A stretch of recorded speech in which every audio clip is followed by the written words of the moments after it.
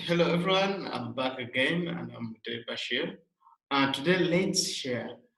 Uh, we're going to understand the difference between a centralized system and a decentralized system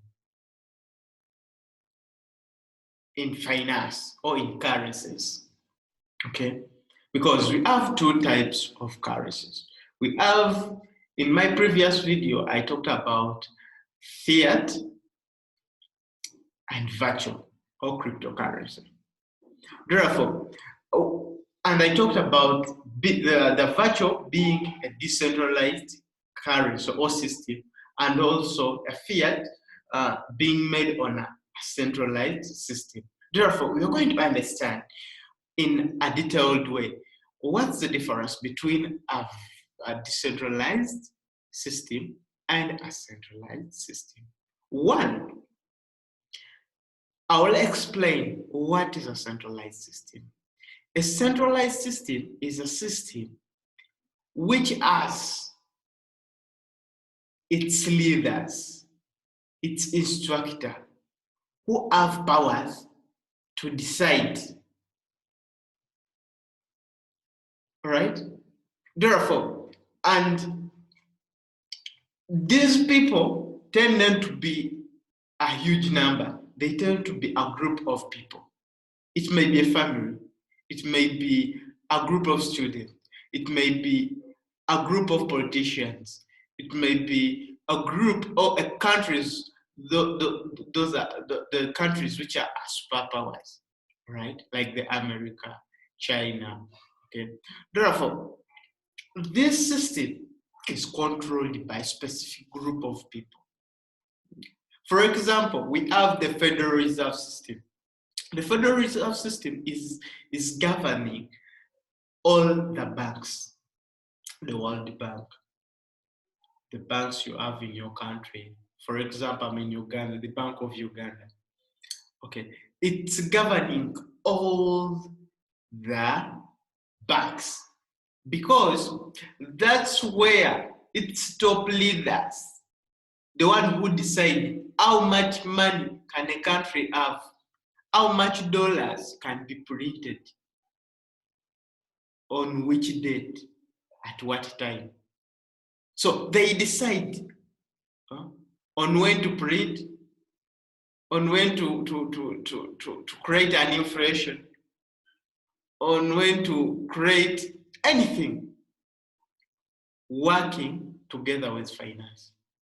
Therefore, being a centralized system, it has a board of governors, right? And when we look to the other side of a decentralized system is an opposite of a centralized system. It's where no one controls anything. Okay. That's why, for example, let's give an example of Bitcoin cryptocurrency. It was the first cryptocurrency, a virtual cryptocurrency, okay, which is decentralized. Satoshi Nakamoto created only, the first emission was something like 1 million BTC. 1 million, yes. But when you see that, now the supply, the max, we are soon closing the maximum supply of Bitcoin. I think it's 20 millions. But now at least we have mined something like 17 millions.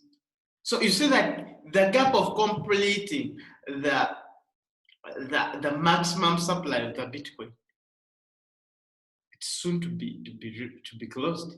But no one, even Satoshi Nakamoto, can wake up very early in the morning and say, no, Bitcoin, since Bitcoin is on a high demand and the supply is less, Bitcoin mining is very difficult, let's at least edit.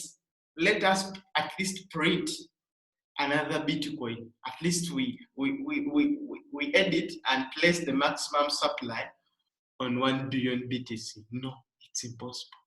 The maximum supply is set from the start. The moment the maximum supply is reached, everything stops. The price will just go high, go high, go high, because the Bitcoin will be scarce. Because nowhere to get new BTC, but to buy from the other person. Okay. For example, like let's say Bitcoin is Ugandan shillings. Then no one is printing the Ugandan shillings. You'll find that the Ugandan shillings will raise.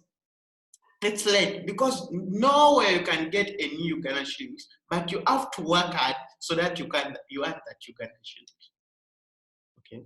So that's the difference, and those are the definitions of the two parties: the centralized and the decentralized. The centralized system has a board of governors, but the decentralized system, it has no any leader.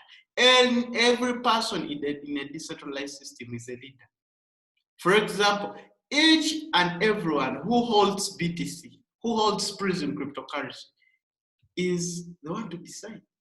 Like when you talk about the prizm cryptocurrency, if you have the prizm cryptocurrency, you are your own bank. Okay, the prisms you have on your wallet help you to make another prisms. That would be another topic. Okay, but you see that everything which is decentralized, you're the one to decide. You're the top man, and the one in Russia is the top man, and the one in America is the top man. If you're using a decentralized system, no one governs it. No one decides for it. The only thing deciding is supply and demand. So the governor is the supply and demand. But in a centralized system, we have the governors. Okay. We have the presidents. Okay. So that's the difference between a decentralized system and a centralized system. Thank you for watching. See you in the next video. Our next video, we shall talk about Bitcoin. Thank you. Have a nice day. Stay safe, stay home. Thank you.